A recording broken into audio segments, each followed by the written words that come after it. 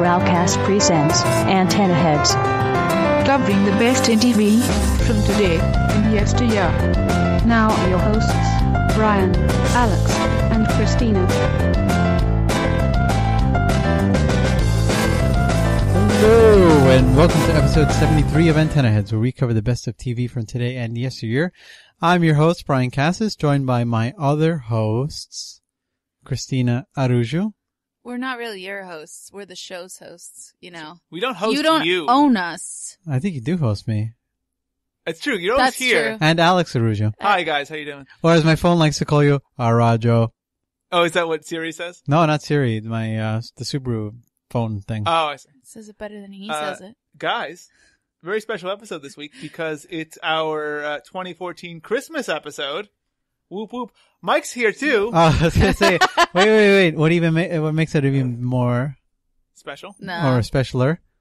The specialist, Michael Casas. He is the specialist. He can cure what ails you. Welcome, Mike. Good to have you back. We had you last week for your best of list, so I hope you got your worst of lists coming up. Oh, I do. Just gonna cut out that piece of silence. Yeah. This is our Christmas episode, guys. So, Merry Christmas to you all. This is going up the day of Christmas. And Happy Hanukkah. That's true. That's true. We're recording this on the 5th night of Hanukkah? I think it started on Monday. No, it started Tuesday. I thought it started Monday night. Tuesday night. Well, Monday night, that's Sunday. Yeah. You're wrong. Oh, what? Heathen. No. Lame. I'm probably wrong. Yeah, what do you know about Judaism? Yeah, I don't care. Didn't you do a reading at some point, or... Because your girlfriend is Jewish. Haven't you done, like, readings from the Torah, or... No. No? No. I thought you were over Let's her get house. the Catholic guy to He's read read Torah. from the Old Testament, which is kind of like the I same thought thing. you were at her house and you, like, did or maybe it was a prayer? They prayed and I listened. You're like, yeah, preach. Ah, yes. Let me good, explain good. something to you. Ah, yes. Religion. Fair enough. I'm an idiot. Merry Christmas to everybody. In terms of shows. Wait, I was going to say, what better way to say Merry Christmas than the show that we're discussing this week? That's right. A new show on Netflix, Marco Polo, Tits of the Season. I had that one saved up. Of course you did. I'm like, I'm going to get him with this one. Yeah, Marco Polo had a lot of fanfare behind it before it debuted just because there was a lot of money behind it. You can see that there was money behind it. It's in like every train station. And a lot of people were excited about it. No, seriously. The posters are everywhere. Seriously. You know it's good because every train station No, I didn't has say it was good. I was just saying there was money spent. Oh, yeah. Yeah. I mean, House of Cards is right on 8th Avenue and 34th Street. Mm-hmm. No, there's a giant house poster. It's a giant house. Of cards. Just cards everywhere. Yeah. Yeah, but Marco Polo, a lot of expectations going into it. I personally didn't think it was a bad show. I was just left wanting. I mean, more tits this season. So did I. You fell asleep. Shut up. But I woke up during the tits, so It's true. my brain knows. He's got like all 5 senses can sense breasts. The first episode basically chronicles Marco Polo's travel through Mongolia. Am I right? And how he became captive, or was the captive of not Genghis Khan or Genghis Khan. It's Kublai Khan. Kublai. I got it in there. Kublai Khan, his grandson. I thought it was a beautiful show in terms of cinematography. I thought it was really well filmed, especially for a Netflix show, which you really have to stop saying at some point because a lot of Netflix shows are filmed really well. Well, when you've got Harvey Weinstein backing you, I mean, really. Yeah, it's got some good names. It's true. But and also in terms of production, it's a bit of a cliche He's scene. got Marquesa money. It's a bit of a cliched scene because we've seen it in a lot of movies and stuff. But where, you know, that shot where it's all like silent and all of a sudden dust starts, you know, being lifted up and then you see that battalion of horses just riding towards you. Mm-hmm. I think it's such a powerful scene, and they used it a couple of times in this first episode. That scene was awesome. It works every time you see it, no matter where it is. It's a great shot. I like the scene or the shot where, like just before that, where he's like touching the sand mound and you just see like all the sand shift. Mm-hmm. That was nice. Now, the issue with this show, and I think you guys will agree with me on this, is not a lot of stuff happens in this first episode. They do set up the story of him and his father, immediately his father basically trades him to Kublai Khan in exchange for access to the trade routes, the Silk Route. I thought that there was a mistake made there in that I would have personally built up the relationship of him and his father, because his father basically finds out that he's the father of Marco Polo once he returns back to Venice. Are you laughing? No, because the way you said it makes it sound like, I'm the father of Marco Polo. Oh, go figure. He finds out he has a son. Yeah, who happens to be Marco Polo. And a grown man. That's true. Thanks for that. So yeah, he finds out, he comes to terms with it, he starts to accept his son, and then, he trades his son to Kublai Khan. All that happens in the span of 5 minutes, really. I would have made the whole episode that growth in relationship, and the end of the episode him trading his son to Kublai Khan. I think you would have gotten a much better story out of that than this episode, which was really just a lot of, political setup where Kublai is planning on invading the walled-in city in South China, him and his son, things like that, but really, I would have structured it that way. But I think what they're going to do over the course of the show is, and they showed it in the pilot, is that they're going to do a lot of flashbacks. Yeah. So that's how they're going to tell that's part of the story. So they're going to have what's happening in present time along with their relationship and how it progresses. Or I whatever. don't know. I feel like they're not going to go back into, his relationship with his dad. I feel like that's done. And this is about Mongolia and the war and, getting past that wall. Right. And I feel like that part is, But they wouldn't have made that such a strong point right in the beginning. They would have just waited towards the end. Because you have to understand how he got there. Right. He's obviously not from there. But that's part of the problem, is that it was just kind of a throwaway to say, hey, Marco, we're going to just leave you here. Mm-hmm. And then we're going to have this whole season about, your development. But I think the season, it was a powerful moment because the Marco's all of a sudden this very confident guy. Obviously, he's standing up to he charms every woman in the room with his Italianness. Panties drop everywhere, and all of a sudden he's this little bitch, and he's like, "Daddy, no, please." I literally wrote it just like an Italian with one sentence: charms every woman in the room. Of all the lands the traveler passes through, which province contains, in your eye, the most beautiful women of all?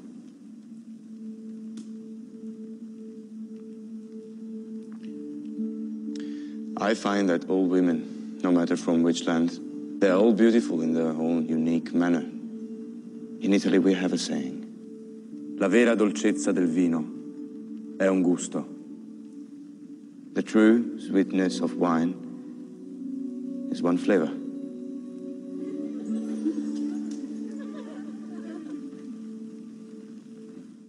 No, not any of the Italians I know. Then there's Al just going, from Steve. Oh, that's What do you mean? I'm making the charm. One of the things I did like about the show was the very Batman Begins, Matrix training of Marco Polo. Fucking hated that.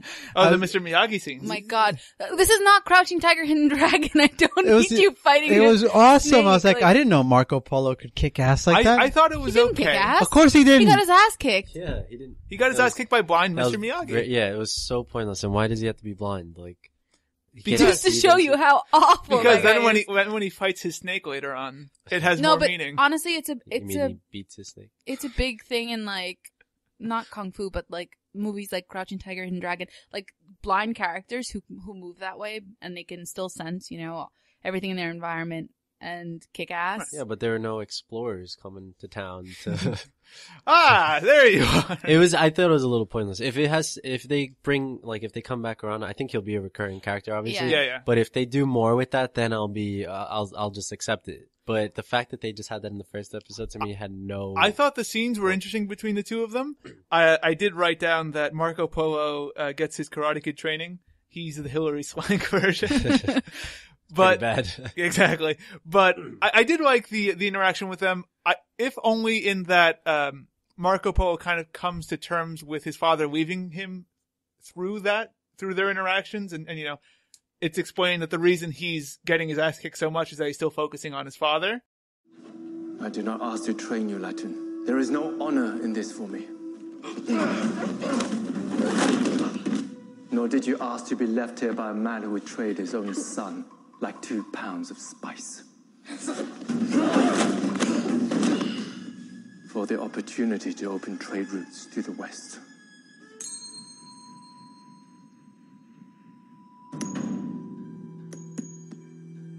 Go ahead, take it.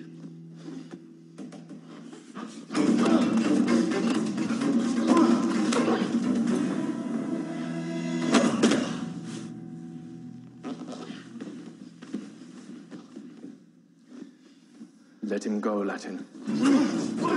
Let him go. And the blind karate, Mr. Miyagi, Yeah. actually tells him to let him go, Latin, let him go. And I'm like, God, this guy loves Frozen or something. It's weird. And, okay, I don't know. A delayed reaction on the Frozen joke. I had just so many issues with it. Mm-hmm. I mean, it is visually stunning, but God, the sense of the like warped continuity with the flashbacks and like there's no cues for it where you're just like in the past and you're like, oh, he's clean shaven and on a roof, obviously in Venice. Obviously we've gone back in time. Like, yeah, it's tough to realize when or why they do the flashbacks. When did they make this Assassin's Creed show? I was going to say, this is just in Italy. Yeah. But honestly, I felt like Enzio. I felt like there were so many different things that they're pulling from, and they're just like, what's gonna sell? Let's put this all in one. Like, it's definitely like I keep saying Crouching Tiger, Hidden Dragon, but like that sort of a film. I mean, there's so many other ones like it, but that sort of a genre mixed with like Crossbones. Yeah, like that sense of like explorers and, you know, a period show. And also giving people a story about a character they already know and giving them background on it and giving them in a different way. And then like also like those History Channel shows like about, you know, Like historical Vikings. figures. Yeah, that sort of a thing. I mean, I feel like it's trying to mix all of that into one and it's just, I don't think it does any of it well. And that is a very Netflix strategy where they design shows and they pick shows to create based on very specific things. Like part of the reason Kevin Spacey is in House of Cards is because he was tested to be like likable, and people would watch a show with Kevin Spacey. But that's so what they picked him. This show almost feels like it's designed by a marketing committee. Oh yeah. Yeah, That's why it feels For a film, disjointed. but for a film, like people that it feels like people that don't work in a TV show. Well, that's okay because it could be like a long miniseries or a couple movies put together, but it just doesn't feel like I just felt like I watched 50 minutes of nothing. And part of the reason is there's not a lot of like story progression or even character growth in this episode. It's basically just setting Well, he up shaves his beard. These are people. Somebody shaves it for him. Yeah. I was That's like, true. That guy knows what he's doing with it. And they with that wash knife. him. That knife.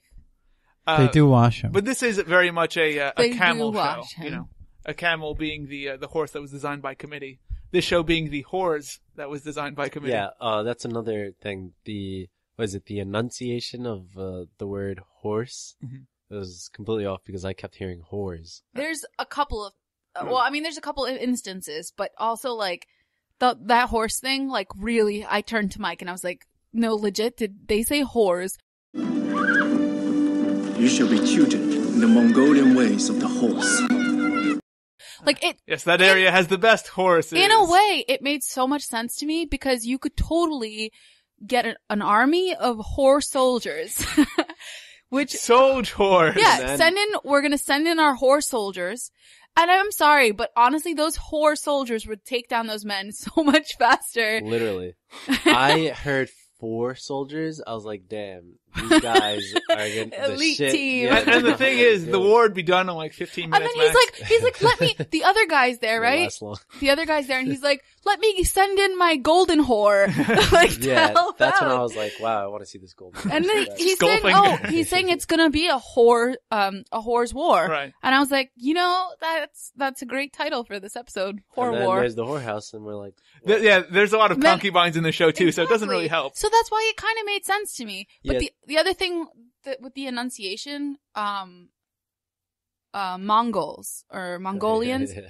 I kept hearing mongrels, Yeah, I did and I too. was like, I know you're not saying mongrels because you wouldn't be calling yourselves mongrels, but come on. Yeah, they need to fix something, and if I decide to watch the next episode, I'm gonna have to put subtitles because It was Yeah. a little tough to follow, especially in the beginning when he's talking. Kublai Khan is talking to his brother, and Yeah. I kind of feel like I would have enjoyed it more if it had subtitles. Like if it had been in, and actual Mongolian. Yeah, it's kind of weird that everyone has a British accent in Mongolia. It bothered They're all me well spoken. so much. But you know what? Thankfully, I really enjoyed the fact that they got an actual Italian person to play Marco Polo. Who speaks English? Who very had an well.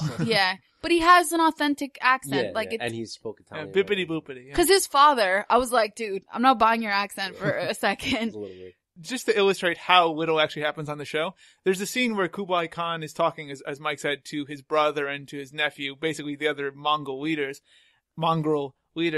And he stands up and he starts, giving orders, and he takes a sword, and I'm like, oh, he's gonna kill his nephew. I thought so too. And then- what did I say, Mike? Yeah, he's And like, then oh, nothing he's dead. happened. And He then he stabbed stabbed the the map. floor. I was like, why are you running your floor? Yeah. It's a nice floor. Expensive. That could have been like an homage, I guess, to Game of Thrones. Like right then and there, a character you think is going to be, in it for the long run. Yeah. And boom, he just kills him. His own nephew or his own family. And it sets up the evilness and the unfeelingness of this character, as where this just is like, this is a man who doesn't like floors. Right, and I thought also it was gonna kind of be like Game of Thrones in that sense, where it was gonna be a lot bloodier in the first Yeah. episode, and it could have been like a lot bloodier, but they just didn't shed any blood at all. I feel like, It was more talk. Than even anything. the very beginning when Like the you show. see the all of the people from the town on pikes, Mhm. like it still wasn't as Gruesome. gory Yeah. as it could have been. Like honestly, all right, this is gonna sound really, really stupid, but do you guys remember in Mulan the scene where the town has been like Yes. completely destroyed and you just see the doll? It's right after the song "A Girl Worth Fighting For." Yeah, and they stop. Yeah. A girl was fighting, and it's like all So, abrupt, and they see that. Chris and yeah. I saw Marco Polo together, and she goes, "I'm just waiting for Mulan to just bust that up." I was like, where's Mulan? Take his ass down. I was like, yeah. No, but honestly, I think in terms of no joke, Mulan, they accomplished so much with just the simplest The little thing. doll. You don't have to show like bodies on pikes, like as And that visual, showing as it is, but still. especially since they weren't gonna go down that route, like that gruesome route. yeah, because they started off, and I was like, oh, you know what, that is Yeah. gonna be awesome because you start off with whatever. Then they shoot the arrows, they kill a couple people, and nothing for the rest of the Yeah. show. And then maps are stabbed, and that's Yeah, about it. and that's Yeah. the worst part. Or the guy chokes a snake. It's Yeah. like, come on. Stop it. But he didn't choke the chicken. He just choked the snake. Beat that monkey. Right? No, No. it's slap, Spank. spank. There you go. I don't know all the phrases for masturbation. No, you just know I how just to know do the it. one. Crazy. The Do nomenclature. you guys want to talk about naked concubines, or are we done on the show? No, we're not done on the show. Okay. no. What else do you have, Chris? So much more to say. By all means. All right, so this is just a little gratuitous, Chris. Good too, Chris. Gratuitous, Chris. Why is you guys loud? That should be her new website. What? Chris. No, I didn't plug in that. Ew. So one thing I definitely appreciated was that the main character was very, very, very nice to look at. Really? Personally, How I does think that he happen? was. Really? I Oh. thought he was. No, I don't I think have so. this thing about like very European faces with like wide noses. Uh-huh. Like I don't know. It's I have just this a thing about explorers. If they can man a boat, they can sail into my harbor. I recommend not looking up a real picture of. it's bored. Don't look up a real picture of Marco Polo. He's like an No, old man with a beard. I'm not going to do that. Very But disappointing. It looks like ZZ Top guy. but thank you Netflix for choosing a lead who was very attractive They're not gonna cast like Gilbert and Godfrey. That would've been interesting, has though. an authentic accent, which is very much appreciated Yeah. in a show full of British play acting Asians. The whole thing felt like they were just reading lines. Mhm. Like it was more about enunciating the words and like sounding very like almost like play acting, Yep. But it all felt kind of wooden. Like they're all talking about like how we have, this and this and we're going to war but it all felt so like Staged. wooden. Yeah. I don't know. I wanted more like emotion, not more, oh, I have to go visit my 3 wives before I leave. I must And then sex Chris, them. and Chris thought it was two of his wives having sex because Yeah, they both have I long kinda hair. did. To be fair, it kind of did look like Well, that. Kinda did. it kind of reminded me of the show Spartacus, Mm-hmm. where because they have the slaves and they're always like they're naked and stuff like that. So it kind of reminded me of that, where I could see this as that's on Stars, right? No, No, it's that's on Showtime? No. Is it FX? No. You know what? You keep talking. I'll talk. Sorry. Anyway, it reminds me of like Random- a Stars / Showtime show, like that, like Spartacus or something like that, because it's a lot of nudity, right? Oh, wrong Spartacus. I'm like, this is 1960. Yeah, no. It's the one with Xena, Warrior Princess. It's a lot of nudity, and I didn't know if it served. I didn't think it served the purpose until he said, you can look but don't touch, or whatever he said. Right. And he goes, Where Kublai Khan is testing Marco Polo. yes, his loyalty. He goes, once I trust you, then you can have whatever and you you want. can bang all the concubines Right. you want. Then It you is can- Stars. Okay, so I was right. Except Spartacus had way hotter sex than this. This was like, It was just the first episode, though. yeah, but still, I felt like it was a lot of sex, like just sprinkled throughout the show. Oh, Like, Right, that's what I'm yeah. saying. It was kind of You pointless. But You got it some was- Just golden like Spartacus. lotus. Spartacus is like the guy's literally talking to. I keep forgetting their characters' names. Xena Mhm. and Amazing crossover. wrong show. It's Lucy Lawless. Yeah, Yes, Lucy it- Lawless, and he's like, getting serviced in a specific way, Uh-huh. while she's. I know, you just don't say it. It's not being much like. All right, so he's. Well, I don't want to say it like. Oh my god, Whatever. just keep going. Okay. We know what you're saying. And she's like getting rubbed down also by a woman, and they're just having a normal conversation. I'm like, this is what Spartacus was. But at the same time, that makes sense because literally they just have slaves who they use for sex. Right. Like that makes sense in terms of the story. Right, but this this I is feel kind is of the same like, thing because the guy had but three nothing, wives. Yeah. but nothing is being accomplished in that scene. Right. You Yeah, know he has a wife. Yeah. You know that he's having sex with his wife. Yeah. You know he's going off to war, but you don't. There's no like. You don't know which wife. Who's True. It's the non-Asian one. There's no. There's nothing. No, because she was like, "Oh, do your Chinese wives?" Non-Chinese wife. Well, yeah, but she They're seems all like Mongolian. Hello, why would he Was have a she? Chinese wife? Yeah, that's a Chinese wife. Because there's China and there's Mongolia. Well, whatever. So it's not that Motown Chinese. sound. I was gonna say non-Asian. Al. I thought, whatever, it doesn't matter. So, did Show you also sucks. did you also notice that there's a tremendous donkey budget on the show? Because when Marco Polo and his father and their whole like gang are walking to Kublai Khan's palace, like the two priests want to leave, and Oh, Marco yeah. just like gives him a donkey, and then his Which father. I didn't get. I was just like, you're being kind of a douche. And then his father is like, "Here, take your donkey and go with him." It's like Yeah. everybody's got a fucking donkey. They do. Jesus What Christ! do you want? Netflix opening the fucking pocketbooks of their donkeys. Hey, Do you know what? When the donkey was like getting scared Yeah. and reared or whatever, like Yeah. because you guys are looking at me when I said No, no. reared, like something else getting is happening to nasty. the donkey. I got really, really like upset. Oh, poor donkey. No, the thing, you guys, there's this Right. French film called Au hasard Balthazar, and it's about a donkey who just spends his whole life getting beaten and like going from one owner to another. And Is this a sex abused film? and- Because it kind of sounds No, like a sex it's film. the saddest fucking movie, and it's all about a donkey. Makes sense. So So anyway, sad. You jackass. All right. Damn French. There's sad donkey movies. Only time you'll ever see a frog hit a donkey. No. Take that. I also hated the praying mantis guy. Oh, yeah. my god. Oh, Shut up about the He bug. He was is really annoying. he's like the second in command in terms of the leadership of the walled-in Chinese city. He was also the accountant banker from Dark Knight. Oh, was he? Was he Yeah. really? Okay. The whole time I'm just like, okay, we get it. You like praying mantises. Manti. Well, he said the Manti same thing. Teo. I said the same thing. Like he says it multiple Catfish. times. It's like, can you find another bug to talk about? Really? I mean, Move on to bees.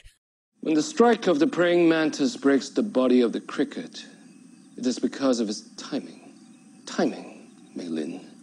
Trust me, like my soldiers do. Or snakes. Stop with the snakes. They're not bugs. You were making a point about this Manti Teo guy. No, well, it was just annoying because so you see he's like, I believe it was like two praying manti. It's probably not the right It's fine. whatever. They People were aren't like gonna fighting or complain. whatever, and then he just kept referencing the praying mantis like over and over, and I was just like, okay, are you gonna eat this praying mantis or something? 'Cause... Like praying mantises, I also live for several months and then die. But yeah, no, that was kind of pointless. It was just a lot of like little pointless things throughout the show. You can tell we're setting stuff up, but this one episode, nothing happens. Yeah, and nothing tied up to the end. Right. You see the show and you have to wait for the ending to, oh, okay, that's why he stabbed the map, or that's why the praying mantis guy was fucking talking shit, or that's why the guy choked his snake. Every time. But no, at the end it was just like, oh, we're gonna, should we go after them? They outnumber us by hundreds or thousands or something, and then they're like, yes, and then it goes dun dun dun, and that's it. It's over. Right. You can tell this is a 10-part series. It's all on Netflix. It was posted on the 12th in one part. You can tell this was all written in one like sitting. And they know where they're going, and this is just the first chunk of it. I think the issue is I would have written a better first episode just so you pull people in more. Well, that's what I like about the Netflix shows that are released all at once, because you can literally say, okay, you know what, I'm gonna watch the next episode right away. Right. If I don't like it, I'm not gonna watch it. Instead of being like waiting a whole week to say, oh, I don't know if I want to watch the second episode. It's a whole week away, and I'm not gonna invest another hour just to watch it. So. I'm going to watch the second episode, but we'll see. Right. It was not a good I think pilot. it'll get one more episode out of me too, and then it's really going to depend on that episode whether I keep it or let it go. The pilot done. wasn't... Yeah, I mean... He's pretty, but I can just look at photos of him for an hour. It's okay. Yeah, that's what I have to say. It was not the best pilot. Fair enough. Let's go to scores. Chris, what do you have this at? it's so hard. You guys go first. I don't want to. All right. I had this 2 out of 5. I had it too also. Okay, that's what I was thinking. I had a 2.5. Fair enough. So clearly, at or below par. No, I'm not gonna watch more of this. Right. I'm going to give another episode. It was to see where okay. it goes. I mean, I got a lot of other stuff in front of this, and I'll just leave it at like that. 2 seasons of American Horror Story. We've been badgering you. 2 seasons I of American swear Horror to God, Story. if you don't start watching it Wait, next week, Downton is first. Ruined. We'll be watching that. all ruined. Mike finished Coven in like under a week. 2 days. Yeah, but and you've had like 2 years to watch Murder House. well, and right Asylum now, and still unfortunately, when I come home from work, it is followed by Frozen and some Wally, and then hopefully I can watch something else. You gotta be like, Nathaniel, let's watch American Horror Story. Yeah, that's not gonna Nathaniel, fly. do you know the wonder that is Jessica Lange? Well, let me show you, my son. She's great. I mean, I loved her since Tootsie. But I didn't think that that Murder House was her best performance. Like, I think she got so much better in Asylum. Asylum, she was amazing. Yeah, Asylum I think was her best, but Coven, I mean... She's good in Coven, too. But to be fair, she did have the most time in Coven. Right. She's a central character. Exactly. She was the supreme, all that stuff. Freaking Asylum, though. But, yeah, even- Asylum, she was a fucking... And even though Asylum was really more of an ensemble, like, story, she does shine, and like her character growth in that season is amazing. Freaking love from where she Angela goes, Bassett. where It's she not comes only from, her to where she though goes. either. It's not only her. It's Angela. Lily Rob's Yeah. character where she goes from back and forth. I won't say too much. Evan Peters, Sarah Sarah is Paulson. awesome. My Yeah, God, Are we Sarah talking- Paulson. Which one are we talking about? Asylum. Okay. Sarah Paulson's character, actually, even in Murder House, she wasn't like too. Zachary she was. Quinto. Sarah Paulson was really not a major influence on Murder House. She was. No, but she No. was. Yeah, no, but she was but in what there. I'm, okay, so but Asylum, it was. I'm like my heart just sank. Yeah, oh. You know, it just sucked. But, And also we have to give credit to Zachary Quinto, who was amazing in Asylum, Yeah. Brian, And please we watch should- it right now. Damn it. and was nominated for an Damn Emmy it. for that first Damn it. performance. I was going to say something, but it's a total spoiler. We spoke about Brian knows now James Cromwell, his character. Yeah. That was my favorite season. It's great. I haven't seen Freak Show, but that was my favorite season. Freak Show doesn't compare. So how did we start talking about it? Because talking about great Because shows. I said I would, if you didn't start watching it by next week, I would ruin it. Hey guys, remember 2 weeks ago when we talked about that great crossover between the Flash and Arrow? No. Remember when we talked about the Flash and Arrow crossover that you might have thought was great, maybe it was a subpar? Yes. Remember that Yes. very good episode of the Flash where the Arrow gang comes over and they hunt a Mr. Roy G. Bigelow? Yes. I remember you obsessing over that name. Very good name, my God. And also the fact that they just throw him in a cell without any like showing of how they captured him. He was worse than Lucy when Jimmy Moon would call. Reference. But yeah, so that was the last time we talked about the Flash, but it's time once again to look in on our old friend Barry Allen. It's time for this week's Flashback.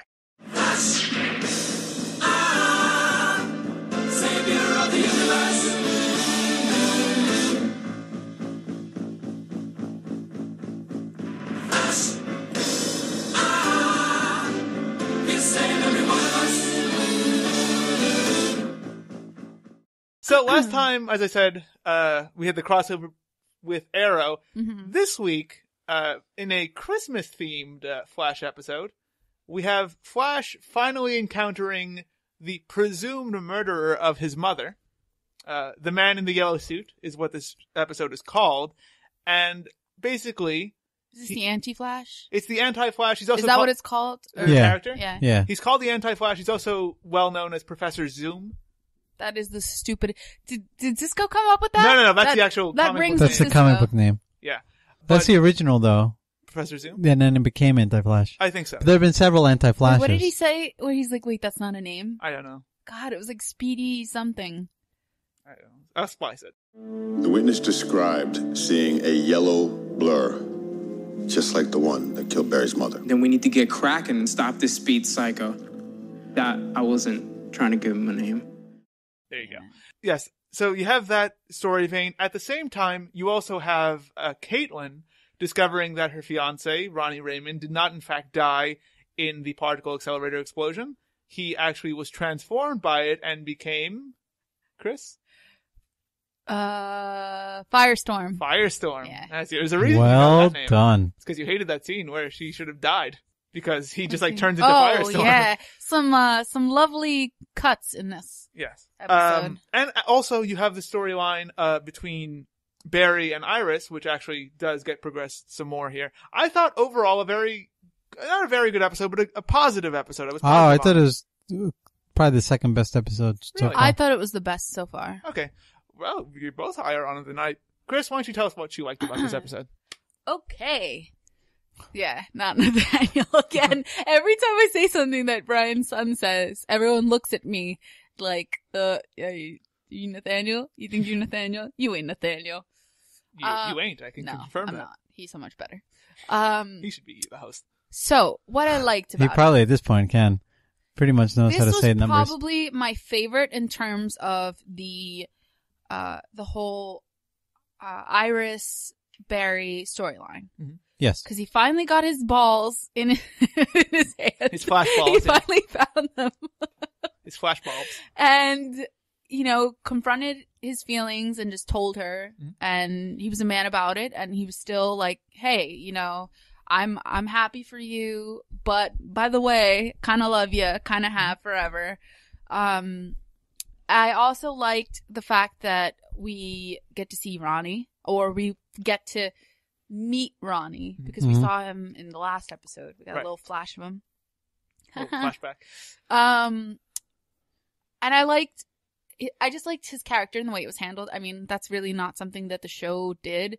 And it's more, the comic book, the way the comic book created his character, I guess.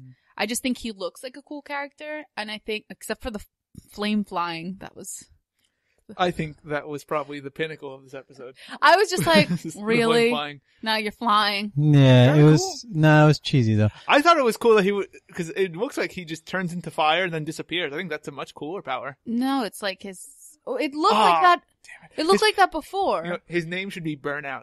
Because because he looks kind of druggy. Yeah, he does. Right? He definitely looks burnt out. Great name. Take that, CW. Because when Cisco and Caitlin go find him, he sort of like, it seems like he like vaporizes. His name should be Ronnie Like he does like a Toker. magician out. Right. Like when magicians Yeah, like yeah. flash out, it looks like he does that. What Al was talking about before, when Cisco and Caitlin go to find Ronnie.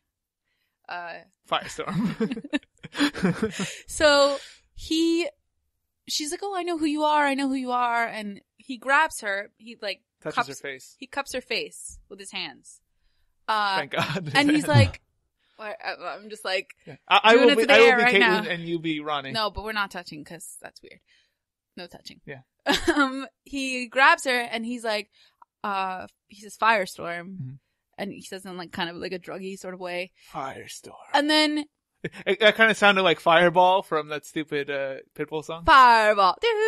You gotta. Yeah, it's in. Don't worry about it. Okay. Fireball.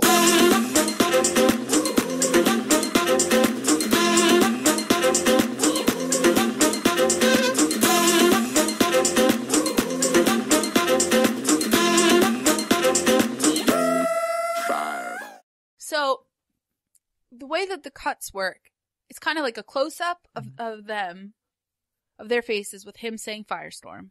Then you've got a cut, he doesn't let go. You don't see him let go. You just see his head and his arms turn to fire, and then there's a space between them, and she's with Cisco. Right. So there's no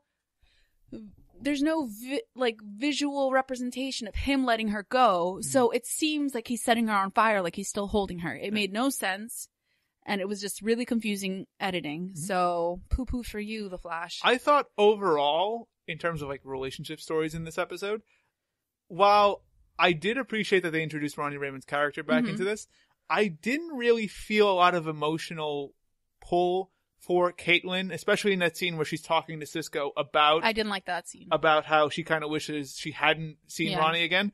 I thought that while I do like Caitlin's character, I just never really feel bad for her in terms of the relationship aspect of the show. Like, even in prior episodes when she was talking about how they were engaged and everything, I'm like, I'm sorry. I think you're a good character and you're there's a reason for you to be on the show.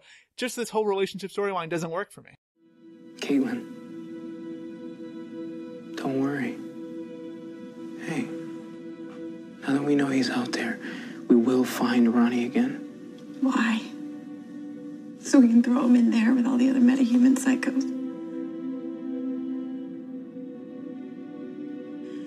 I used to play this game in my head. What would I give up for just one more minute with him? My house, my career, the rest of my life. Today, I finally got that minute. And I wish I had it. Seeing him like that, what he's become. Dear God, I wish he had just died that day.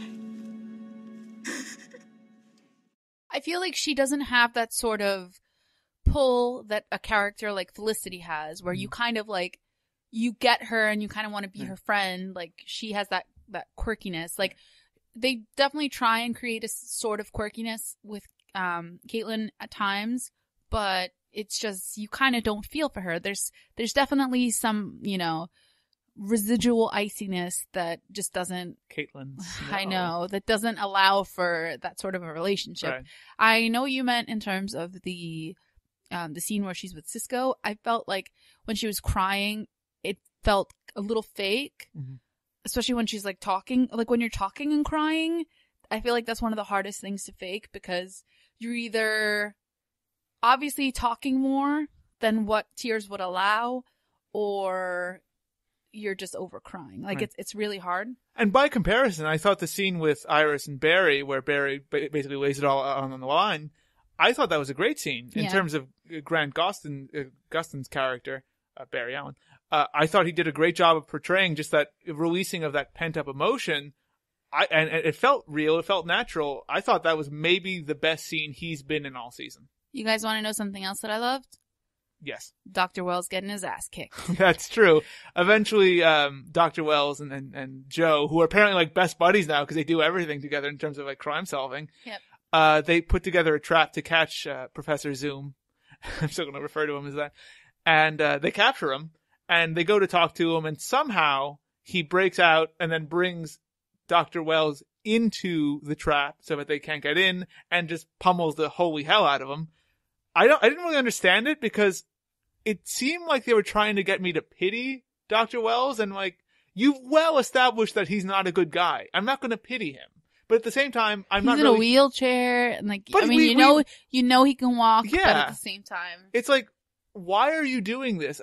I honestly thought of it more as like redemption. Like, for me, it was like, hell yes, I want to watch this guy get his ass kicked right now. It's probably his best acting. You can tell. No. You can tell he's had his ass kicked before. There was a moment where the man in the yellow suit lifts him up. It was the most Harry Potter and the Sorcerer's Stone-esque special effects, where it's like, like dangling, you know the scene where Harry's on he's trying to get thrown from on the mountain troll's head, or the mountain. No, not someone has enchanted his broom. And it's like, and he's just like That's exactly what it was. Wasn't that was Chamber of Secrets? No, that was the first one. No, it was the first one. Yeah, because in the first movie he Oh, makes yes, it to the team. you're right. I'm getting them all Thinking confused. I don't know my Harry Potter. Okay. Yeah. So bad special effects. I thought it's interesting because in establishing the Professor Zoom character, they've established that Eddie Thawne is not Professor Zoom. Eddie Thawne. His name is Eddie Thawne. Every time. We established that Eddie Thawne isn't Professor Zoom because in the comic books he is. So we know he's not because they're in the room at the same time. At the same time, Dr. Wells is as well. We've established that by the end of this episode, it gets established that Dr. Wells has a yellow anti-flash suit and does the same voice distortion that Professor Zoom does. Yes. So it's hinted at that Dr. Wells is Professor Zoom, which leads us all to the question of how the hell did he kick his own ass? That's how fast he is. But it kind of seems like when he activates the suit at the end, it kind of seemed, like I thought of it as maybe he can make the suit move on its own. No, what he does is with the tachyon converter thing, he can actually travel through time. But he hasn't had that tachyon thing up until now. But I know, but he has it. So at this future point, he can come back. I'm so confused. No, maybe. No, I can see you that could argument. travel from this point forward, correct? Right. So then at that point, you could just go back to whatever point in time you want. As we learned in Harry Potter, you can't mess with your past self. That creates problems. No, of course it creates problems, but that's part of why he's always checking to see what happens in the future. Right. Because to be fair, it has been established that he has the power to look into the future. It's so confusing. Well, okay? so confusing. Tachyons are a particle that is supposedly the way that time works. You want me to just splice in the whole tachyon explanation? Well, that's kind of shitty on that on the way to do it on the show. Oh, Splice it in. I can do it better than they can. Get Neil deGrasse Tyson to explain tachyons. Speaking of him, we'll talk about him in our worst show list. No, it was the best show. That was one of the cool things. Except it wasn't on your best show list? It's true. Because there were some better shows. Neither was About a Boy. It's a good, I like About a Boy a lot, but I forgot. She'll cry. I know, I can't tell her. Those salty British tears. Go salt a fish with those tears. It's not Portuguese. Okay. It's like codfish. Hey. Oh, because no other we have nationality tears. eats fish. Yeah, Sweetest tears of all. Every drop is like an ounce of honey. That's a lot. I cry into my coffee and I get diabetes. I think you have it. It's almost like this tachyon argument. No, it's not. Go ahead, bro. Get your tachyon. So I like get your tachyon.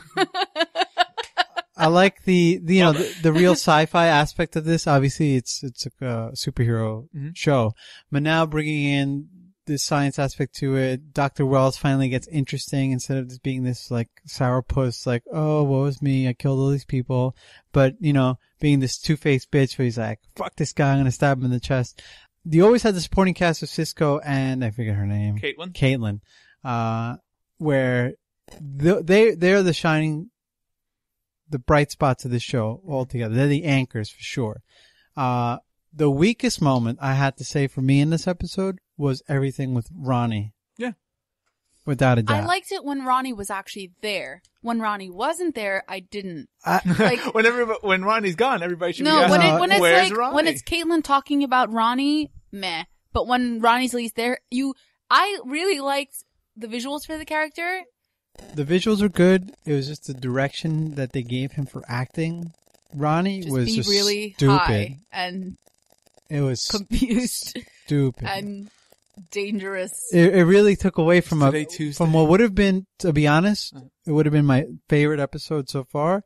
It brought it down a lot. It's also worth mentioning that at the end of the episode, it's also established or alluded to that there were in fact 2 speedsters at the murder of Barry's mother. Yes. Which leads some to argue that maybe, in fact, Eddie Thawne is a speedster. Maybe not the anti-Flash, but maybe he also had a role in it. Because there's actually a lot of growth in the whole Eddie versus Barry storyline this week also, where Eddie starts to realize that maybe Barry is interested in Iris, and then there starts to become some tension there. And Eddie finds out about metahumans. He does. Yes, he does. Also, keep in mind that the Flash could possibly develop the capability to travel so fast that he can create wormholes and therefore Okay, we Travel get back it. in You time. watch Neil deGrasse Tyson. No, I'm just saying Yeah. it could potentially be Barry going back in time, but because he doesn't have this tachyon thing that he can control. So you think that was him traveling back in time to try and stop his mother's Yes, death? it could be potentially. I'm Well, just throwing it because out the there. thing is, it's a point. when you see the scene where they're running at each other, Barry's lightning was yellow and the yellow guy's lightning was red. Which Right. was also confusing because normally when you see Barry running, it's red. Yes. Right, but it's And he was in his flash suit. But maybe that's part of. Do you Maybe see? the show is actually pretty deep. Maybe he's just making shit up along the way. It could be. Maybe they fucked up and they just said, "Oh shit, we put the colors wrong." Maybe it's because of the Flash meaning the anti-Flash that his colors change or his polarity change or whatever you want to call it. Yeah, they're like magnets. Maybe. Right. But I do. This is not that science show's name I can no longer Cosmos. remember. Cosmos. I will say, but I do like the growth in terms of Eddie Thawne's character, in that he's now more. Stop Every it. time. Just say Eddie. Eddie. No, Eddie Thawne. Because it's Eddie Thong every time. I do the Bret Hart thing where I say the person's first and last name. Jimmy Moon. Jimmy Moon. I do a Jimmy Moon But thing. you hate that. I do, but I still do it. Oh, it's gonna be hard times if you keep saying Eddie Thong. It's like You, Big Boss you have to Man. actually say it like him. You can't just say I hard can't. times. Well, and be I'm like, trying to oh. go down to saying it. What? Oh, you want me to do Dusty? Of course. He You thinks, guys hated he it. thinks he does a good job. I Like he listened back does? to it If you and he go- thought he did a good if you job. go And I was with- like, if you go- ah. if you go listen to the episode from like 2 weeks ago, Alan does a very good No. Dusty right now, Rhodes. if you go listen to I've it, listened to a lot more Dusty Rhodes than you have. no, I'm not perfect, 'Cause but this, I think this bitch won't stop playing. all right, you know what? You do a Dusty, you do a Dusty. I'll do a Dusty. Dust- I'll splice It's a dust Dusty. off? Yeah. First of all, with Dustbusters. I'm right not here. I'm not dusting off anyone. Okay. Well, you don't know Daddy. It was Okay, hot. I beat the hell out of you, Brian. Give it a shot. I'm not gonna. No. I'll never live it down. Give me something to cut a promo on. Eddie Thawne. Mr. McMahon has just told you that you cannot. You have to pay for parking now. It's not Yeah, included. there you go. Parking is Thawne? Yeah, you have to pay for parking. Hard times is when parking is put on your plate and it's something else you gotta pay. All right, that wasn't the best. Yeah. Yeah. Pudding pops. Like I said, And I rape. do like the fact that Eddie Thawne's character. I'm definitely gonna cut that out. I do like the No, that stays. Speaking of stays, I was able to recover Stays. all of Speaking of days, our I'm wearing my broadcast. corset. Huh? all of our back broadcast Oh, stuff. terrific. I was able to recover it all. all those Yeah, things. we don't give a live shit on because this is forever. antenna heads. And antenna heads too. I Great, saved all the great. old ones. Anyway, Okay. never gonna get this out. I like the fact that Eddie Thawne's character has become something more than just Iris's boyfriend, and now he's actually an antagonist to the Flash. I do like that. It's good. It's good to have more than But just. now he's not. No, he still because is. now he knows the Flash is good and saved his life. So Yes, no but- longer antagonist. But I think that in part the jealousy that he probably has in terms of Iris's love of the Flash and attention to the Flash, I think that'll play a role in it. I do like the fact that you have a conflict carrying over from more than one episode in terms of it's not just a Monster of the Week issue. You have this overarching story of Eddie Thawne going after the Flash. Also, I like Eddie now, not just going after the Flash, but as you mentioned earlier, his now kind of changing of the tune or the picture he has of Barry. Right. And he's kind of souring on that. Mm-hmm. I think overall it was a good episode. Maybe not my favorite, but I had this Oh, at come about... on, it's I'm Mom. sorry, the B story with Caitlin and Ronnie really didn't work for me, I especially told you, I when, as said- Chris said, it was all Caitlin. It sucked, All of that, Caitlin. I had this at about a 3 out of 5. but they had eggnog. So, With Egg- some eggnog isn't booze that in great. it. No, real eggnog. Grandma Something. I was gonna say- Esther's- I don't something with an E. Esther? Something with an E. Grandma Emma? Fillins. Grandma E. Fillins. That's right. I don't get it. I don't know. What was the score on this? It would have been a 4, without a doubt. The Ronnie sort of killed it for me, so 3.5. And also there is, while the Barry is trying to hunt the anti-Flash, or the Professor Zoom, there is no real strong villain story in this episode. But that's okay. It's good that way. Maybe. It needs progression. Fair enough. And it's good finale too. Your score, Chris? I feel like when I give scores in terms of the show. Okay, Brian's giving me a look. Not like in terms Close of, your eyes. everything. Like everything I've ever seen. In terms of like, for this show, I think this was a 4. Mhm. Like, I think this was an 8 for this show. Okay. I No, I mean, understand. if I compared it to some other stuff, it might not do as well in comparison. I can't really, I kind of take it in terms of the show. No, I usually do. So I think in terms of the show, this was a 4 for me. I mean, I really liked the whole story with the man in the yellow suit. I mean, the yellow suit looked awful though. Yeah, it's it doesn't terrible. transfer over to yellow quite as well as it does in red. But it's bulkier. It's bigger. Maybe because it it's seems older. really padded. It's older. No, yeah, You know why? probably. Dr. Wells is a bit thinner, and he's a little, look he's a thin, little so he's bitch. It looks like something made in the 1950s for like a 1950 superhero show. Maybe Like when the stitching wasn't as good and like, it was just bulkier in design. It But seemed that may be part of, where it comes from. it Batman might be. climbing up the side of a building. So, yeah, I mean, I really enjoyed that story. I think as a Christmas episode, it was really good. Yep. There's a lot going on in this episode, but they still, managed to make a really good Christmas episode. They were decking them halls. They were trimming them trees, drinking that eggnog. Barry gives Iris the gift, which was a replica of her Yeah. mother's wedding band. Oh, And what'd there's you the get whole- already? Oh, there's just this key. There's the whole drama with the gift giving, Yep. and then you see Barry take gifts to his friends at Star Labs. It's not like Christmas is an afterthought. This is definitely a Christmas episode. It plays a role. even though there's still so much. Right. And I know you guys didn't like it, but I did like the Ronnie story. Fucking Ronnie. And I thought, as a possible, hero sidekick, he's pretty cool. I want to see more of that. We got a Fantastic Four going. I would like to see him in Copy of relation Fantastic Four. to the Flash and, them fighting crime together. Maybe. Yeah. It could be. Fucking fly. He I don't care how fast you are, Barry. You can't fly through the sky. Well, not yet. That's true. Maybe he's can't so fast that take a book reading Rainbow. Because I don't remember the lyrics. Superman didn't fly. Originally Superman just jumped very far distances. Yes. Maybe if Barry builds up such a head of steam, he can jump far distances and also He fly. couldn't even punch that guy after running 5 Oh, he punched miles. him. Oh, he punched him. This guy just got up. Yeah. He punched him. Fucking Iris. Iris in her hand of steel. And Yeah. Maybe Ron Iris Garvin. is made of steel. You said 4 out of 5. 4. Very good. It's time now to go to our 2014 worst new show list. We've made the lists. We've checked them twice. You see? There's Christmas. only naughty. There's no nice. That's right. It's time to look at the naughtiest of shows this year. We're going to go 3, 2, 1 like we did last week. Forgive me. Woo. We did not do Seems this like last a year. So long ago. So much stuff has happened. Taken finals. Everything's So great. many titties have been seen. That's right. So many Asian breasts. It's time to do the lists. We're going to start with Al. Al? I thought we would start with you, because, alright. No. We'll start with me. I don't mind. I'll kick us off here. My number 3, in terms of worst new show in 2014, was a show that I didn't have great expectations for, but I thought would be better than it was. St. George. You thought it would be better? Here's why. Because you like... I was George a fan Lopez of the show. George Lopez show. Yeah. I thought it worked well. I thought him as the father of a family sitcom, it worked pretty well.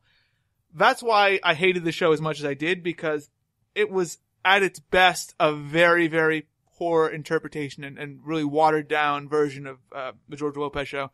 Basically, George Lopez plays this entrepreneur, energy drink mogul who also teaches night school history class, and he's recently divorced, so he's trying to balance his family and raising a son. I believe just a son. I don't think there's a son and a daughter. Just a son. With also trying to get back into the dating game. And really, the comedy is awful on the show. It falls basically to like penis and sex jokes almost immediately. George Lopez's particular brand of comedy is just like turned up to 11, where all he does is either insult the other cast members or he makes a joke and then, makes an accompanying sound. Yeah, and that face. That stupid, scrunched up face. Yeah. He did it a lot in Lopez. Yeah, George but it's Lopez like show anyway. just a new level. But Right. here's what I It want to was make. relatively fresh then. That was over a decade ago. But it wasn't George that was funny. It was the wife, the kids, the brother, the mother. On the show. Oh no, on George Lopez show. George was almost the weaker of that character. I He think played off the comedic ability of everybody else, and I I- think that's what's missing in this. I think he was very good at responding to the odd things going on around him in that show. But that's because they were better actors. No, not necessarily that. I think He's a good comedian. I just don't think Right. he's a good actor. I think he was set up well in that show where odd circumstances would happen around him, and he would react like a normal person would, only slightly funnier. Also, this is more believable. That was more believable, the George Lopez show. Although there's no way he gets. Yeah, there's no way that an energy drink mogul is also going to be teaching night school. Yeah, that's what I mean. It's zany for the sake of being zany to put him in situations that are comedic. I feel like they definitely worked that stuff in so that they could have more situations. Danny Trejo was also on this. Yeah. I didn't really like his character. No, either. you know who I did like? The guy. He's from Dexter. The cub brother. Yeah. He was fun. He was good. He was good. He was. What's his name from Gotham? Was it the cousin?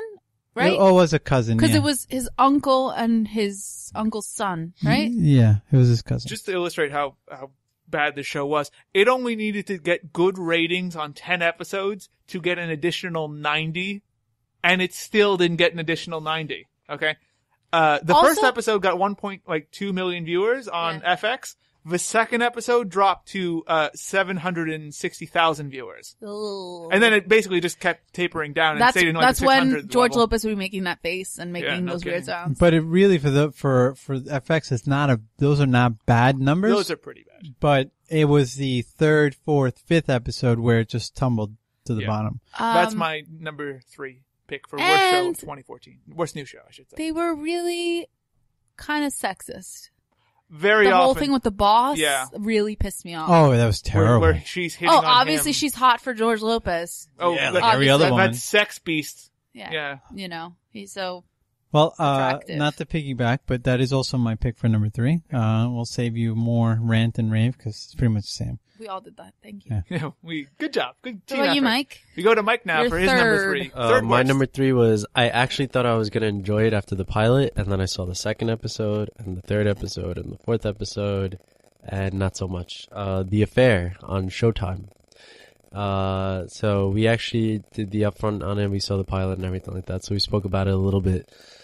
The premise was actually, to me, different, so I thought that's why I was going to like it. You get, you don't know they tell you when the story splits up, when it's his part starts off the series, and then it's her side of the story. And it was working fine. And then the second episode came along and I was like, I don't know, it's not really believable. Then the third episode and whatever. It just, like I said, the premise was great, but the story wasn't, it just didn't keep up with it. Mm-hmm. And it was, like after the third episode, I was like, I can't do this anymore. It's all over the place. Like, both of the stories don't even seem believable. So either when he said it or when she said it, hit her side of the story, you wanted to hear, it feels like they were both still lying. Mm-hmm. You wanted to actually know what happened. And it would have been cool if you actually saw what actually happened. Right. So I just stopped watching it because I couldn't go through it anymore. And just That was actually one of the issues I had with the show when we first watched it, was you don't really know what the truth is. And, you know, in some ways that's a positive because it is believable that these two people are telling stories differently. I just would have preferred one solid narrative. But that's like being either a teacher or like a friend in between like an argument. You have to know, you say, oh, there's always two sides to every story. Right. But which one is the correct one? Right. You don't know. Maybe you do know at the end. I didn't get to. I think it's that neither is the correct story. It's more somewhere in the middle. It's in the gray area. It's all That's what about the perception. I hope that I'm not gonna. It's all about the bass. I'm not gonna go back. Obsessed with that song. I hate it. Sorry, Mike. You done? No. Yes. not Wait. Mike. Your lips are moving. Go ahead. Right. So You lie. I'm not gonna go back to the show. Yeah. But if they did end up telling the truth or the correct story, then that could definitely save it. But Because, you know, this is, I don't want to say it's a cliched episode, but you see this episode a lot in like sitcoms where there'll be one episode where, you know, a married couple, they have a fight or something, and then they show the woman's side, the man's side, and then what actually happened. right within the episode. Yeah. Yeah. And, you know, it's successful. It's been done for decades, really. It's been done. It happened on the Dick Van Dyke Show. It's happened on Everybody Loves Raymond, everywhere in between. But the reason that works is because you have that solid narrative of knowing this is what actually happened. Yeah. This, as Mike said, there is no base narrative. Well, this isn't just a one episode, you know. Right, it is a It's is the an whole. yeah. This is the basis of the series. So The only thing that kept me interested in it was that I think in the first episode or the second episode, you find out that there's a murder or someone was killed. That's the only thing that was keeping me. But they still mentioned it as, or spoke about it as the murder. And you didn't find out until maybe much later. So I was like, I'm not going to put this much time and effort to see what it was about. So Fair choice. that was Mike. my third. Yes. It wasn't my first. There will be worse. See, I liked the affair in terms of, the basic premise in terms, I didn't mind the fact that you didn't know whose story Right. was real and that neither story was real or what, but I only made it to the second episode and I got to the end of the second episode. Spoiler. That's when the affair starts. When it actually starts, When banging when they commences. finally kiss. Yeah. And neither side seemed believable and neither one made sense to the point where I was like, this is just bullshit. Like, you're basing a whole affair on something that I just can't wrap my head around because it just didn't seem right. There's just something wrong about it. And that's what didn't seem right. It wasn't right, yeah. Yeah. And so I just didn't continue with it. I mean, from what I've heard, it's just a lot of sex. Yeah. So. And that's why it was nominated for a Golden Globe. It was? Yeah. I think Ruth, whatever her name is. Ruth Wilson, I think. Yeah, I think Bader she was nominated. Yeah, that's right. I didn't like her as an actress. Yeah. I didn't like her thought as for that role. I thought she specifically. played her role well, where she was like this reserved, shy, kind of introspective person. When you have Joshua Jackson, why would you cheat on him with that guy? Yeah, that guy was kind of weird. Well. He's from The Wire. He's a little weird. And he's British. Good choice, Mike. Good choice. Okay. Go to Chris now. Chris, That doesn't make it better. You're number Britishness. 3. Your third worst My show, new show of third 2014. worst is The Mysteries of Laura. Okay. I really didn't like it. That's fair enough. That's it. Okay. No, I just really didn't like it. I didn't think it was funny. I was actually really upset by the idea that they keep trying to make her seem like, well, they basically tell you, oh, she's an awesome cop. You know, she gets things done.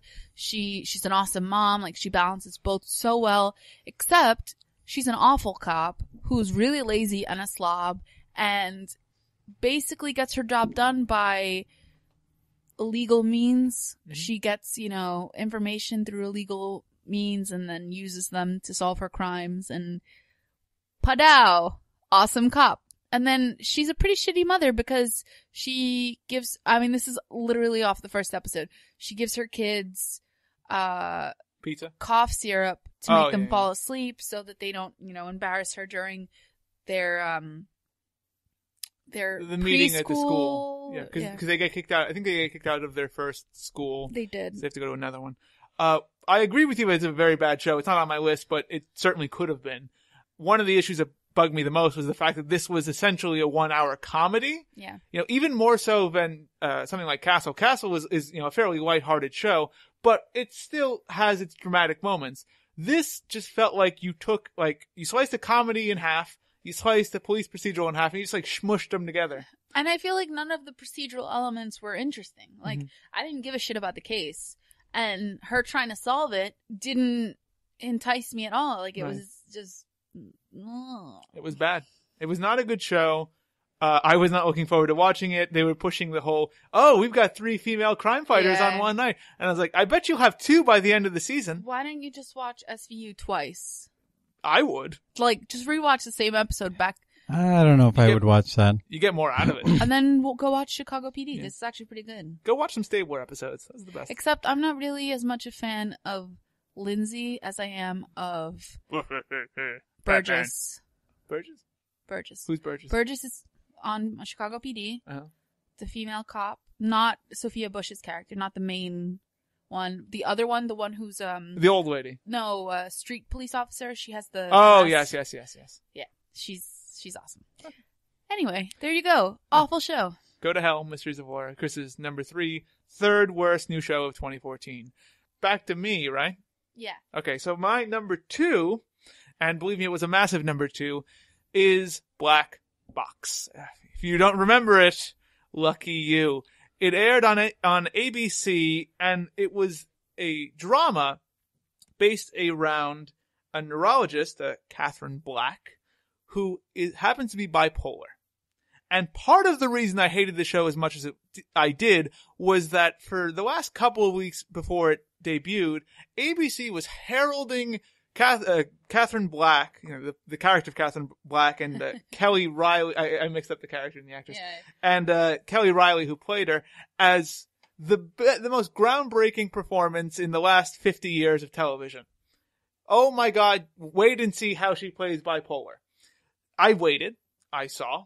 And what I saw was something that lacked any semblance of nuance or subtlety, and really just, dissolved into her kookily yelling things and getting her niece in trouble. It was not good. Also, there was that whole vein of story where she cheats on her fiance or her boyfriend, who's actually trying to help her and is actually a good fiance. And I thought that did nothing to endear her to me, especially on the first episode. Yeah. And I understand that not every character or protagonist has to be likable, but if you make a character so unlikable, you're really deterring people from watching more of the show. And that's what happened to me. And then on top of that, it's not like she cheats on him once. It's right. I guess she's having an affair with her coworker. With the sexy doctor who comes in and saves the kid with the brain thing. Yeah, by operating. Yeah. And also we see her cheat on him in the opening of the show where she almost kills herself, and I was just cheering her on the entire time. See, that wasn't my biggest. I also chose this as my second worst. Okay. So that wasn't my biggest issue with the show. My biggest issue was the sheer insanity of the show. I mean, I understand that you have, a bipolar neurologist and you kind of want to get that sort of a feel in the show. And it is. The whole thing is erratic. I mean, you have the weirdest musical cues I have ever seen on a show. You don't like just random jazz? It's random jazz, but it's random jazz that randomly gets louder in the middle of dialogue. I mean, there's it's a serious discussion about a child with mental issues. But I think that was by design because they were trying to convey that dissonance. That's what I'm saying. Whatever. But it's not pleasant to watch. Oh no, it's terrible. And she's just dancing all over the place at random moments, and the way she talks, where she's it's like she has something in her mouth and she's talking around. And easy now. Whoa, this is a family show. Back to concubines. The one thing I did like was the relationship between her and her niece. I thought there were possible positives to that in that, her mother... isn't her niece. It wasn't her niece? I thought it was her niece. No. It's her daughter. Her niece is her daughter. It turns out to be her daughter, right. I've forgotten that whole thing. Plot twist. Her mother was actually was bipolar also, and she died. And now she's trying to create that relationship with her daughter, who she knows is her daughter, but her daughter believes she is her aunt. That's very confusing. I kind of like aspects of that relationship, but they didn't stress it enough, and really was just an afternote by the end of the pilot. So not a good show. Not really worth ever revisiting. It only got one season, and thank God, I can't believe it got that much. I just don't understand why critics were raving about it. I honestly, there was no subtlety or nuanced acting at all. It was really just her acting kookily, as I said. It was all that jazz. This show was horrible. It was a train wreck. It was the biggest piece of shit I think I've ever seen. Not really. It was a bigger piece of shit. Speaking of pieces but of shit. This is actually my number one. Very good. Yeah. Would you like to say anything on it now? No, besides you pretty much you pretty much shat on it enough for me. Fair enough. Let's go to your number 2 then. My number 2 is Bad. Bad? Teacher or judge? Teacher. Bad so Teacher. Much bad this season. What a train wreck of a show. Trying to capitalize on the movie starring Cameron Diaz, starring, I don't remember her name. Something Grainer. I don't know. Something Grainer, because she was in For a Good Time Call, which she was really funny in, but not this. Not funny in this at all. There was no funny moments in this. There was some comedic, there's some scenes you'd enjoy with David Alan Grier. Ari Grainer is her name. So he's the principal on the show, and he's funny himself, and that's the only reason that worked. But it was definitely a torturous 22 minutes, and that's why the show is number 2. Black Box was a hour-long drama. Yes. And so for that, That's why I chose it for And number. that's one of the issues I also had with Chris's number 3, Mysteries of Wara. It was an hour-long show, but it was an hour-long show that was essentially a comedy that was trying to masquerade as a police procedural. Right. It was just a confused show. And I agree. It wasn't a good show, but definitely there were worse shows. St. George. Bad Teacher. Bad Teacher's garbage. Really bad. There was no charm. There was nothing there that you could, kind of rally around and say, oh, this is a nice, bright spot. Kristen Davis is in it also, right? Yeah, that was. Right. Just it was like a mishmash. They thought they would really make money or capitalize on the success of the movie. Right. They try to make the Bad Teacher likable in that she tries to take Ken Marino was on it. Was he? Yeah. Fuck him. They try to take these. She tries to take these unpopular girls under her wing and try to build them up. And that was her saving grace. Like that was her being a normal person. Right, but it didn't work. I thought she was, again, the aspect of likability, there really was none to her. And that was on purpose, but she wasn't so I guess she was a good, bad teacher, but I don't think that makes for good television. No. Mike, let's go to your number 2 now. I'll be quick with this one because I think I saw like the first 5 minutes of the pilot. Mulaney. Yeah. So we spoke about it with the upfronts and everything like that, and I was going to pick that as my show to be canceled first because I didn't even crack a smile at all from the minute plus upfront or whatever, the trailer. Poor Martin Short. Yeah. He was definitely desperate for money. Elliot Gould was in it. Yeah. Nasim Pedrad from SNL. She was an SNL alumni. There's some dark humor. There was one instance where we spoke about it before where she's like, oh, I gotta show you something or something like that. She goes to like another room. He goes, how funny would it be if you just hear a gunshot or something like that? And I was like, okay, this show sucks. Yeah. And one of the real issues with it was, I can't remember what his first name is, but Mulaney's John? Makes sense. Something boring. Yeah, I think it's John Mulaney. Was Mulaney's really poor delivery. I mean, he seems so awkward in his delivery of lines where it gets to the point where you shouldn't have a sitcom. I think what made it the worst was that they kept comparing it to Seinfeld. Yeah. And that's when I was just like, you can't do that. Mm-hmm. You really can't. This guy's not going to survive. That's true. You are setting yourself up for failure. Yeah. I chose Mulaney as my number 1. Yeah. I literally just wrote blech on a cracker. It's definitely trying to go for that stand-up vibe. And that's exactly what they get because it's literally just him reading stand-up lines, like in a weird, awkward way where like, it's kind of like he has the lines imprinted on his eyelids, and he's just kind of like looking down, like saying his lines in an awkward way.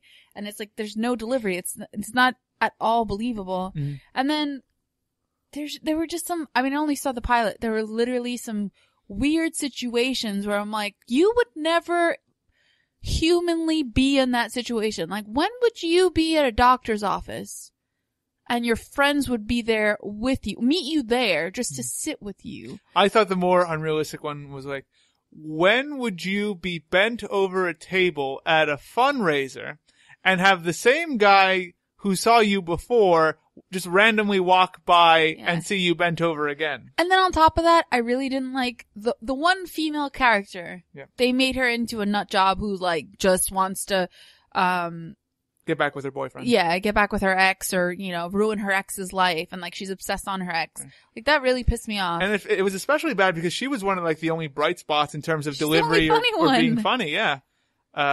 It's a good choice, Mulaney. I think the best part of that first episode was, his black friend who was like, doing stand up on a cruise ship. Mm-hmm.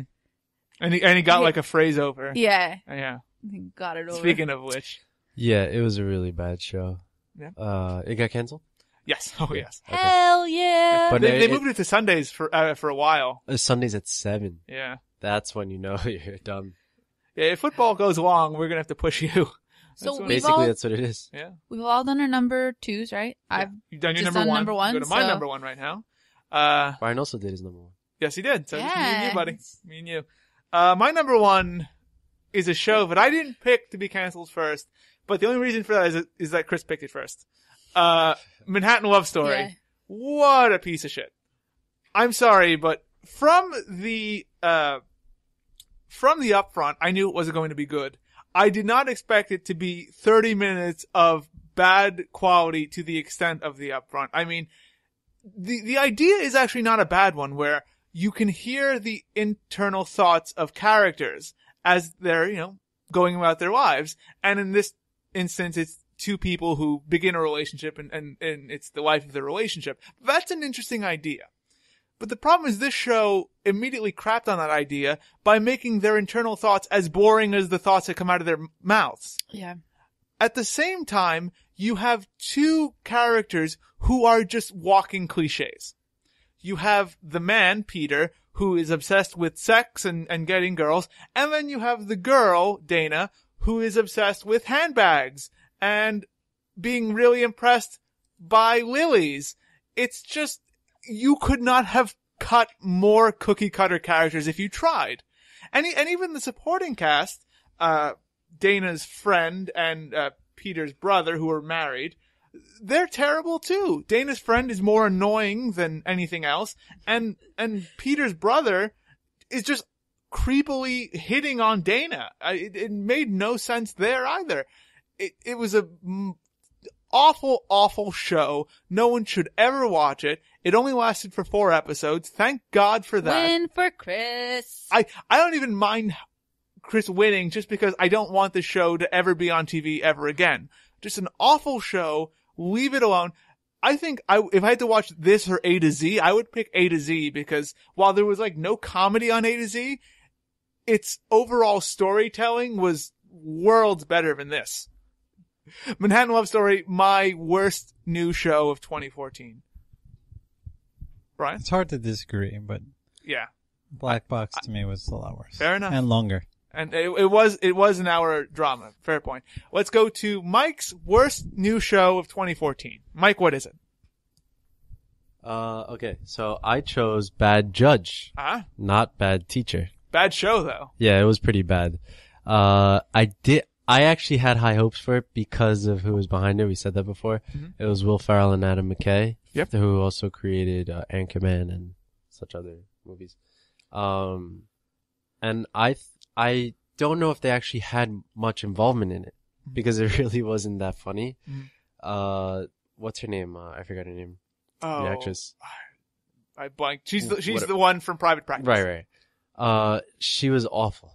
Yes. She's not funny. She should have just stuck to dramas or whatever she does, because not only was she literally a bad judge, she was a bad person. Right. In a non-comedic way. Yeah. I didn't laugh at all in the pilot. It was poorly made, I thought. Everything about it was just bad. And at times it tries to be, a takeoff of About a Boy, where she's a person who isn't, About a Boy is basically a guy who isn't really, wanting to be a father, becoming a father figure to this kid. It's basically the same thing happens here, where, her character has to, look after, the son of somebody who she's sent to jail. Yeah. But I thought that made no sense, because you have the more successful show in About a Boy already on your network.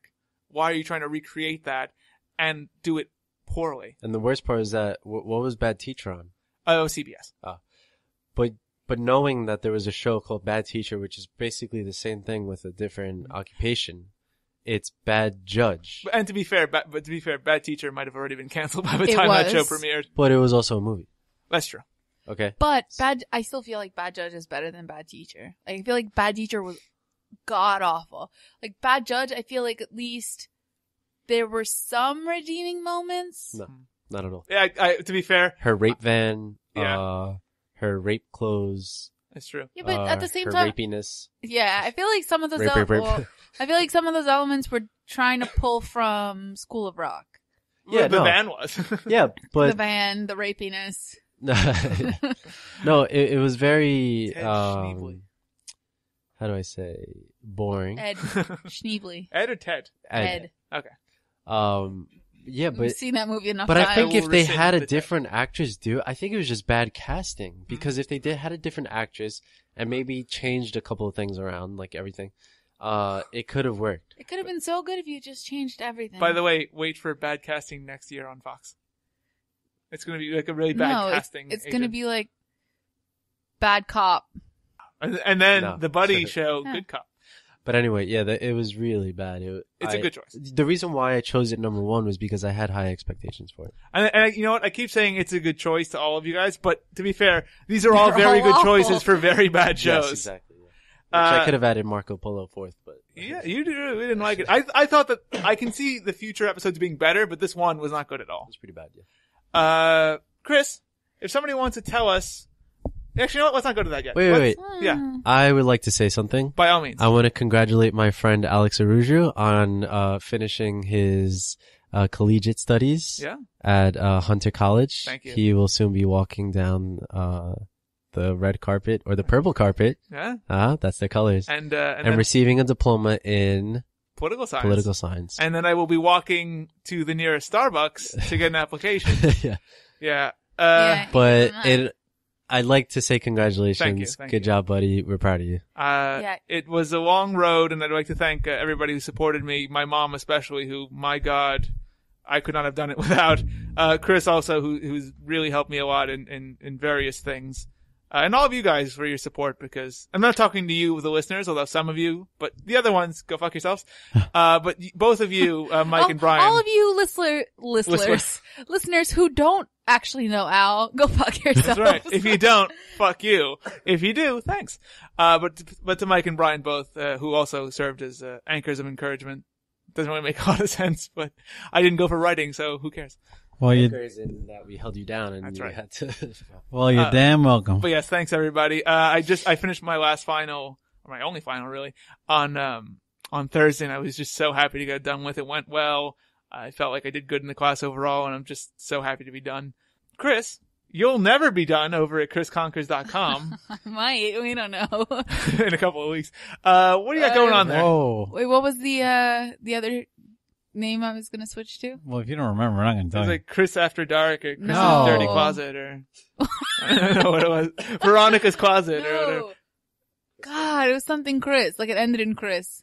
Oh, I don't know. Why don't you tell us what the hell is going Anyway. going Well, on listen over back to this Um, podcast and at you'll find out. chrisconkers.com? There's some lovely end of the year things like stuff getting ready for them holidays and Maybe some makeup tips for getting all dolled up on New Year's. That was close. Someone's been watching Marco Polo. Maybe some large makeup tips. yeah, there's some large tips. Yeah. And some TV stuff too. Mm-hmm. You know, you get them binges. Yeah, no, that Go was on. weird phrasing. You gotta binge on some TV now that it's, you know, the holidays and everyone's Absolutely. on vacation. Don't want to and spend time with your family. all of the shows have had fall finales. You know, you need to watch something in the interim. Mm-hmm. So go check out my binge list. Fair enough. Chris Conkers, nohinthat.com. Also, a very good source of romance novel reviews. No H in Congress. No H. No, it's not Junkers. ChrisChonkers.com. That is my website. Just Junkers. Brian, B911B.com is hopping, as it always is. What's the latest photo you posted?